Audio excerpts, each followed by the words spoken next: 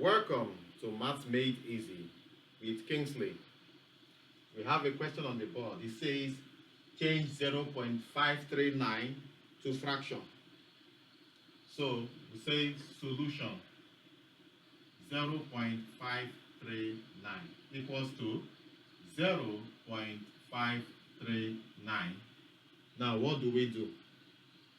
The number here, the whole number there is 0. 0 means nothing, so we just write it like this.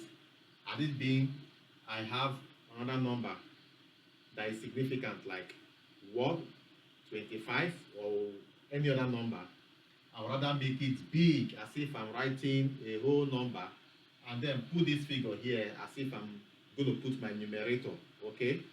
But since 0 means nothing, so just write it out like this, and then rule your division line under, put a division, okay?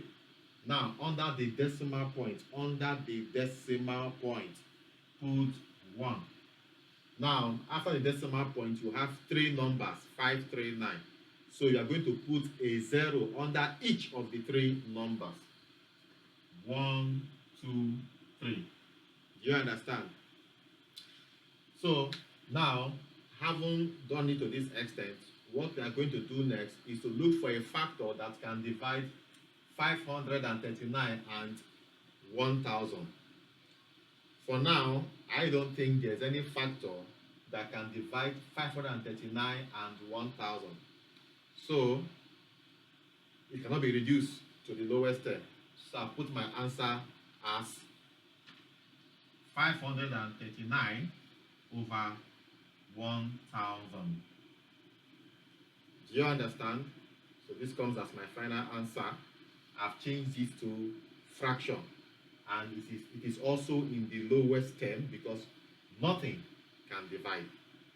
Do you understand? So I would like you to work on this. Change 0.225 to fraction.